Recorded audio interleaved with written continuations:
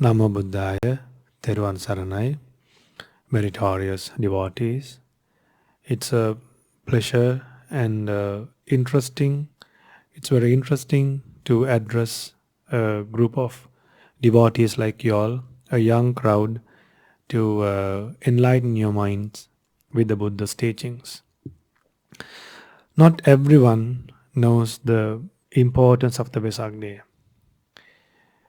Not everyone knows the way the Buddha was born, and not everyone knows the way the prince became a Buddha, and the way the Buddha passed away. Usually, when a normal person passes away, that person will die with fear. A person will die with fear. But fortunately, our Buddha, the Blessed One, he did not die with fear. He did not die with sorrow. He did not die missing or having strong attachments towards the monks lived around the Supreme Buddha.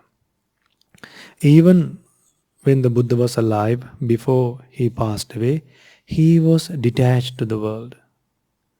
He was not attached to the world. When we talk with each other, when we associate people, after a short time we will get attached. And once we get attached, we will need to see them again and again. We will feel like talking to them again and again. And if they don't listen to us, we will feel very uncomfortable. Don't we experience these things in life? And afterwards, these relationships will become a headache for us. Now, when you take the Buddha's life, Buddha had millions of monks around him, but not because of a single monk he felt unhappy or felt sad because of any reason throughout his life as a Buddha. From the day he became a Buddha, at the age of 35 years, on a Vesak full moon Poya day, the prince became a Buddha and then passed away at the age of 8 years. Now, for this Vesak day, the Vesak day we are celebrating, it has been 2565 years after the passing away of the Buddha. We have passed 2565 years. Yet we are speaking the Buddha's teachings. Yet by following the Buddha's teachings and by practicing the Buddha's teachings, yet we can see results. There is an amazing quality in the Buddha's teachings. There's a great, a significant quality in the Buddha's teachings. When you apply the Buddha's teachings to your lives, you will be able to see results the moment you apply the Buddha's teachings. For an example, take the precept of abstaining from killing living beings. The moment you abstain from killing living beings, you will live with loving kindness. And you will not give fear to others.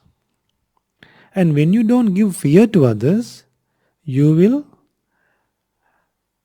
live like a person who is loved by others. And when you kill others, that means you are producing fear to the world. And then what happens? Others will hate you. Others will hate you. So when you abstain from killing living beings, fear and hatred will get abandoned. See what a great achievement in life. Now you might be waiting to achieve your goals, but in the meantime, try to achieve these spiritual goals as well. That is the one and only secret for us to live happily. And then remember, we are not going to live alone in this world. We will meet people that we like, and we will have to work and live with people that we like, and we will have to work and live with that people that we do not like. We may have to work and live with people that we may not like. So this life is not easy as we think. Well, people might think that if we show anger and if we show our arrogance and if we do things against that, things will be smooth and we might be able to overcome the problems in life. But remember, when you take revenge and when you do things against, things will get worse. Sometimes it might look like things get solved, but in a long run, you are in trouble. Remember, we are depending on a thing called karma. Now, these things were realized by a Buddha on a Vesak full moon poet day. Now, let's think of a bullock cart. Think of a cart that is being carried by a cow or a bull. Now, in a cart, just imagine a cart, not a car, okay? Not a car, not a bike, not a bus. Think of a bullock cart. Now, think there is a bull or a cow. And then there is a person to ride the cart. And then there is the carriage. And in the carriage, imagine there are only two wheels. There are two wheels. So the wheels are moving always. As long as the cow is moving, the wheels are also moving. And what happens now? The wheel is fixed by a nut. The wheel is fixed by a nail, and then it's strongly tightened by a nut and a bolt. So what happens? As long as this wheel is fixed, as long as the cow is also moving, the wheels will also move. So when the cow moves, the wheels are moving. And when the man says, okay, let's move, the cow has to move. Our life is also like that. We are traveling and traveling, not knowing that we are going in an endless journey of samsara. We are born and dead. We are born and dead. We are born and dead. Now we are living in this human world. We are building houses, then buying cars, building relationships, living in a dream world, dreaming to build houses in overseas. So, but take a moment and think deeply and try to see what we are doing in life. See whether we have solved our problems forever or not. Now remember, I taught you that we are going in an endless journey of samsara. We are born and dead. We are born and dead.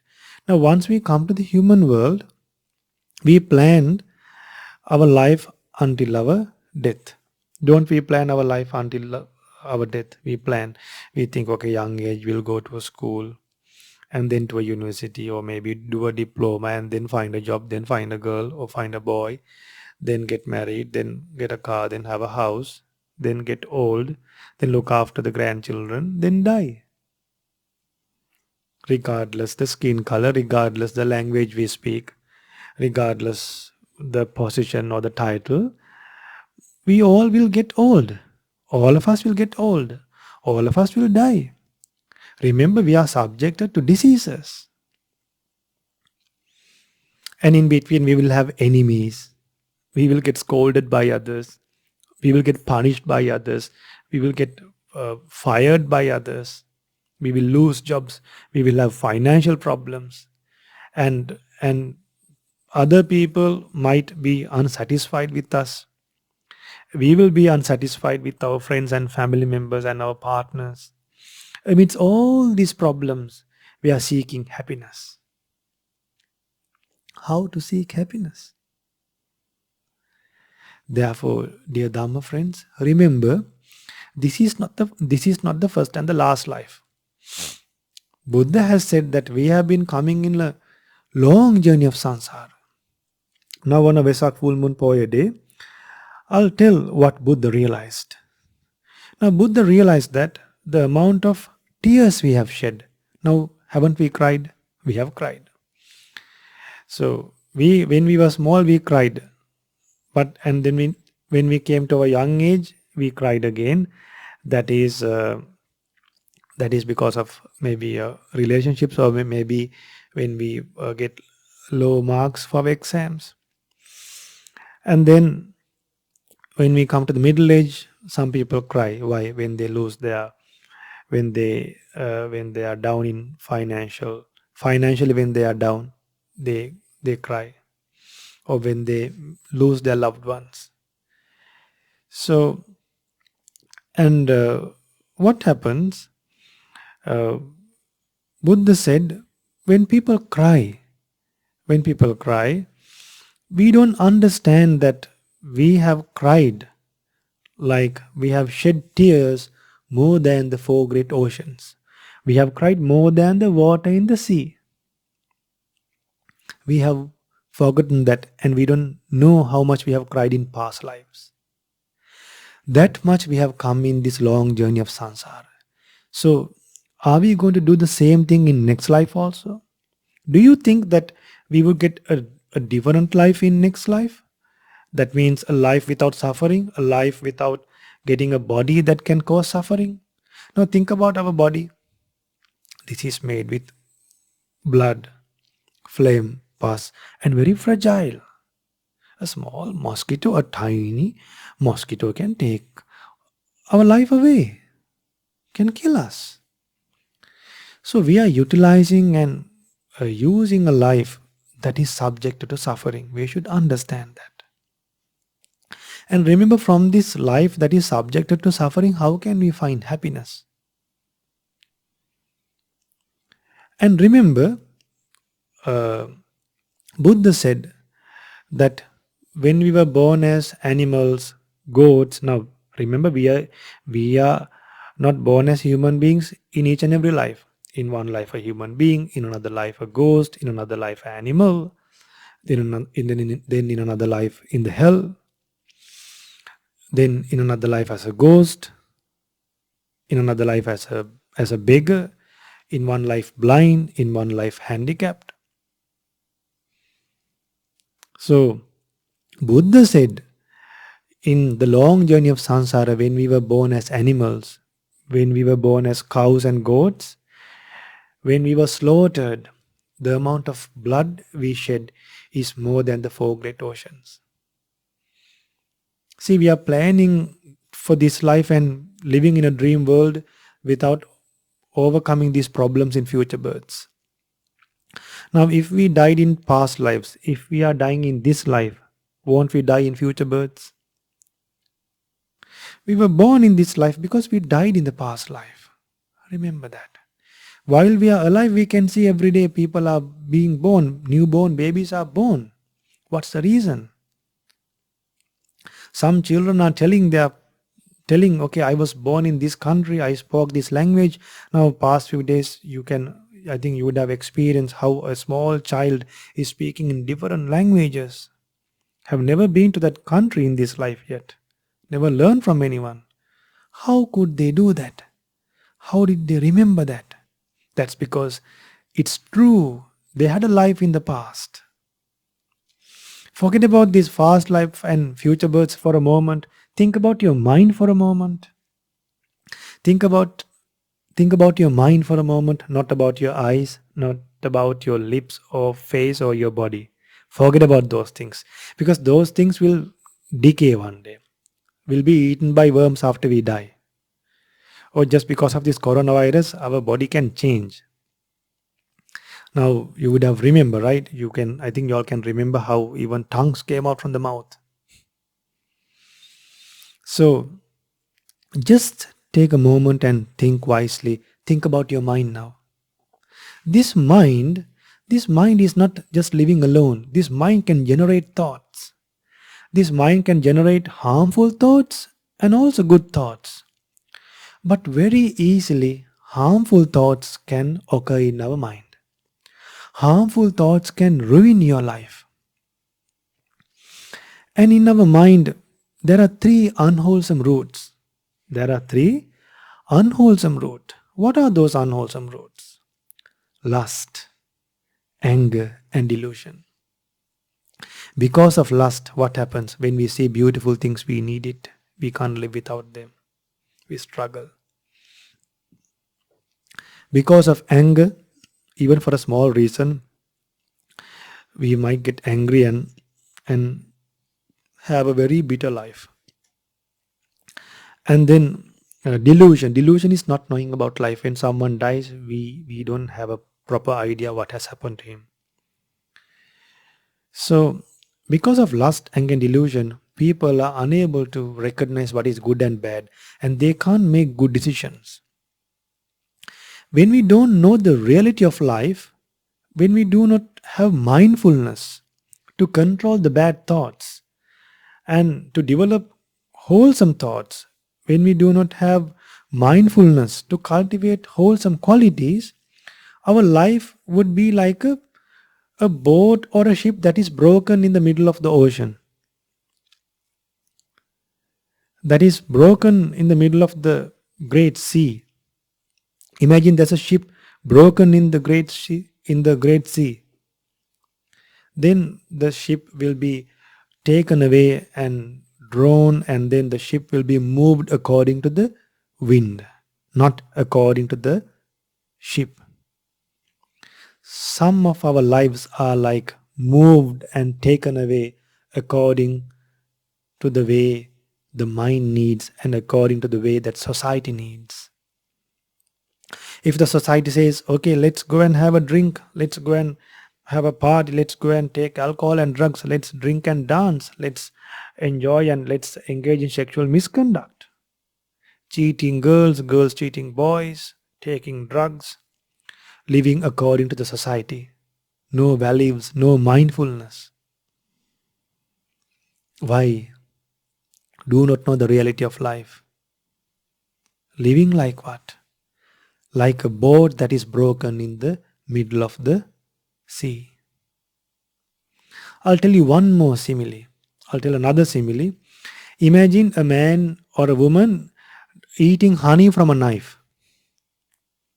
What happens? The tongue will get wounded, but will experience some sweet taste as well. Our human life that we experience from then and there, when we do all these funny activities, when we tell lies, when we steal something, when we engage in sexual activities, there'll be some happiness. When you go on a trip, when you joke around, when you just bully someone, there'll be some happiness. When you beautify yourself, there'll be some happiness. But when your body gets old, when the beauty fades away, the sadness, we won't be able to bear the sadness. It'll be difficult. Then no refuge, because we can't get back the beauty we wanted. We can't get the friends that we wanted. Sometimes we won't be able to get the money that we had before. The young age is gone. Close to death. Money wasted. Money cannot be taken to your next life. What a refuge we have? No refuge. But on a Vesak full moon Poya day, a Buddha was born. That prince became a Buddha and then passed away on a Vesak full moon Poya day by fulfilling the task. So just because and as a result of the appearance of a Supreme Buddha to the world, we were able to learn about karma, we were able to be mindful about the mind and the actions that we do, what is good and bad. Some people take beneficial as unbeneficial and unbeneficial as beneficial. Then what happens? Once again, like a broken ship. Therefore, dear Dhamma friends, our life is like a cart that is moving always. We are depending on karma always. Remove that karma, abandon that karma, break that nut, break that bolt. Then once you are free from karma, then this endless journey of samsara that is being born and dead, will stop. Then when you are not born, will you die again? No. When you are not born, will you get old again? No. When you are not born, will you meet with people that you do not like? No. When you are not born, will you lose your loved ones? No. When you are not born, will you separate from loved ones? No. When you're not born, will you have all these sufferings? No. So when I say, okay, when you're not born, you might feel upset. How can I do that? Okay, let's try to at least control our lives to maximum of 7 births. Then, if you become a stream entrant by following the Buddha's path, then you will have assurance that your life will be limited to human world and divine worlds. And those lives will end by attaining Nibbana, by purifying your mind fully. Imagine there's no bad thoughts. When people scold you, you don't feel like scolding them. No bad thoughts to arise in your mind. Right now, why bad thoughts arise in our mind? One thing, no mindfulness, no right views, no wisdom, no control. If there are no bad thoughts, how to arise? We clean our body, we cleanse the body, we comb our hair, wear new clothes. Mind, same place. Same mind, worse mind tomorrow. Like a wound. Some people's mind are like a wound that is scratching. Therefore, I have a very limited time to talk to you all today. If you like to learn Dhamma, it's Sri Lanka. The Buddha's teachings are protected in Sri Lanka. Buddha visited Sri Lanka and protected this island, dedicated this island to practice the Buddha's teachings. There are Buddhist monks. Learn the Dhamma. Learn Dhamma in Sinhala, learn Dhamma in English language, whatever the language possible, and try to become virtuous. Try to abstain from killing living beings. Try to abstain from stealing. Try to abstain from engaging in sexual misconduct. Try to abstain from telling lies. Try to abstain from taking alcohol and intoxicating drinks and drugs. Then you will not give fear to others, and others will not hate you. Secret for happiness. Spread loving kindness. Show loving kindness to others, just like a mother who has a one and only child shows loving kindness to that one and only child. Spread loving kindness towards everyone. Show boundless loving kindness towards everyone. Those are the only things we can take to our next life. If you have money, use some of your money to practice generosity, to share that money with others, give food to others, because when you can transform that money to generosity, that money can be taken to your next life. Imagine you have 10,000 rupees and you give 1,000 rupees to someone. That 1,000 rupees will turn into a good karma. And that good karma you can experience in this life, in next life, and until you attain Nibbana. So people don't think wisely like this. They try to always accumulate wealth, but not to transform that wealth to generosity. If you can transform that wealth to generosity, that money can be taken to your next life. That's the secret to take our wealth to the next life. Therefore, learn all these things. And before I conclude, I will teach you how to practice mindfulness. Watch your mind always. When a bad thought comes, don't let that bad thought to arise. Replace that bad thought with a good thought. A secret is, when someone scolds you, when someone irritates you, don't think faults in that person. Forget about those faults that person has. Try to think good, whatever the good that person has done in the past. Imagine suppose that person does not have any good quality. Then yet there is another way to feel good about that person.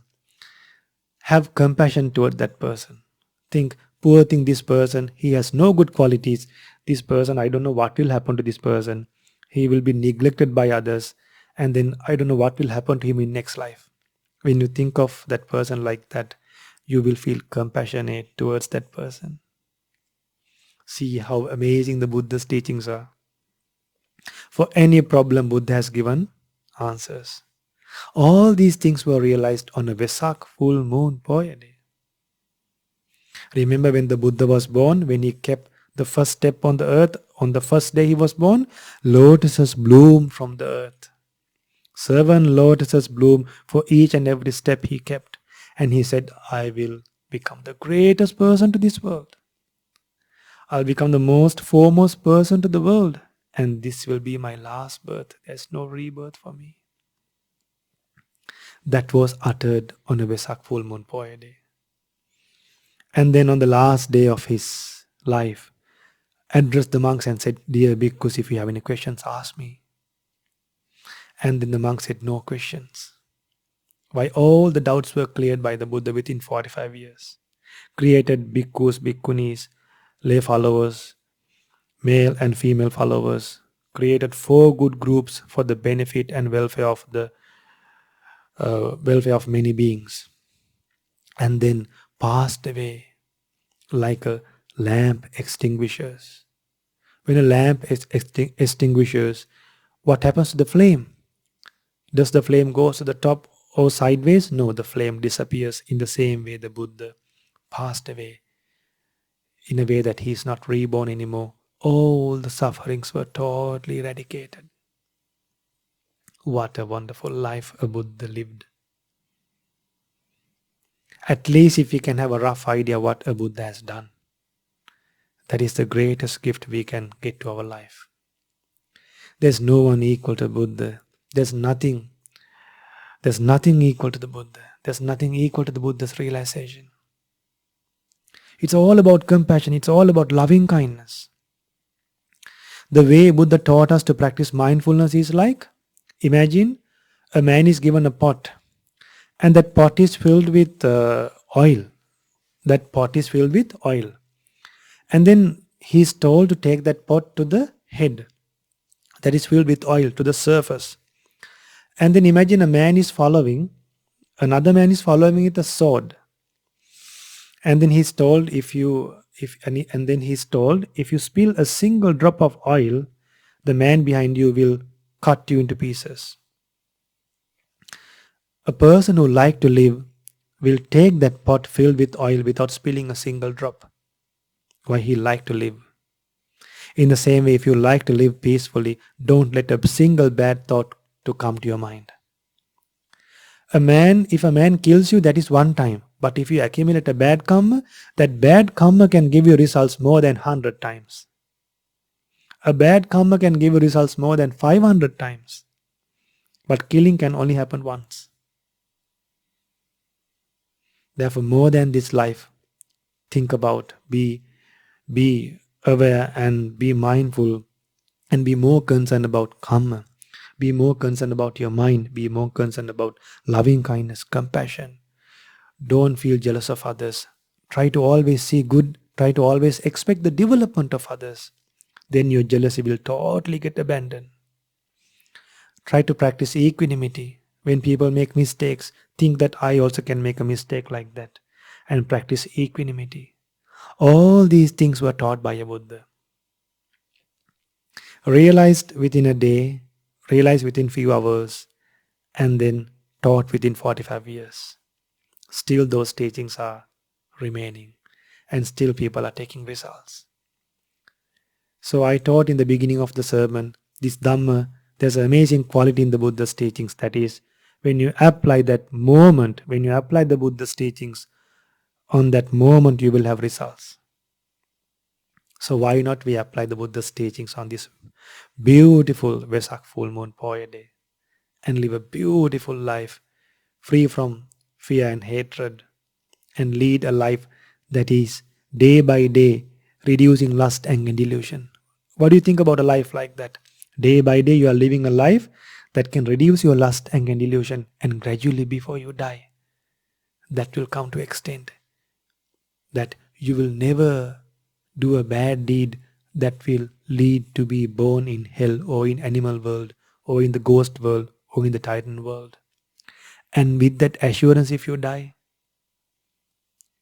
imagine you become a doctor or engineer, together you become a stream entrant and then die. You attend the Sangha, practice generosity from the money you earn, take care of the mother and father, worshipping the mother and father, being grateful to the mother and father, being grateful to your teachers, being grateful for the people who have helped you, being grateful to the people who have helped you. So with all these qualities, if you can live, what a great achievement. Remember, before I stop the program, there are two people who are rare to find in this world. First person is a person who is grateful, and the second person is a person who will help you when you need immediately for the first time. Try to be at least one of them. That is from us for the Vesak full moon prayer day. May you realize the Four Noble Truths. May you have confidence in Buddha, Dhamma, Sangha, and celebrate Vesak by observing 8 precepts. Don't eat after 12 today. Observe 8 precepts.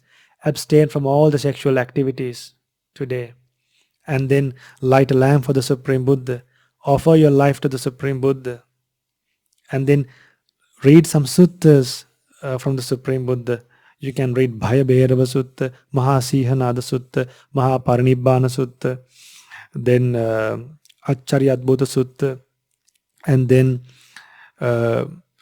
try to read beautiful sermons done by the Supreme Buddha and develop confidence in Buddha Dhamma Sangha and spend this Vesak full moon poet day in a meaningful way and realize the Four Noble Truths in this Gautama Buddha's dispensation. Sadhu, sadhu, sadhu. And so my teacher is most venerable Kiripat Guru Jnanananda Mahathera Pingmat Lokusamin Wahansa Avasarai. So may my homage to my teacher who taught us this beautiful Dhamma in this era, and may our teacher Pingan Lokusamin Wahansa Avasarai to mention his name, most venerable Kiripat Guru Jnanananda Thera Pingat Lokusamin Wahansa. May he be well and happy, have long life, and may he realize the Four Noble Truths in this Gautama Buddha's dispensation. Sadhu, sadhu, sadhu. Namo Buddhaya, Tirvan Saranai.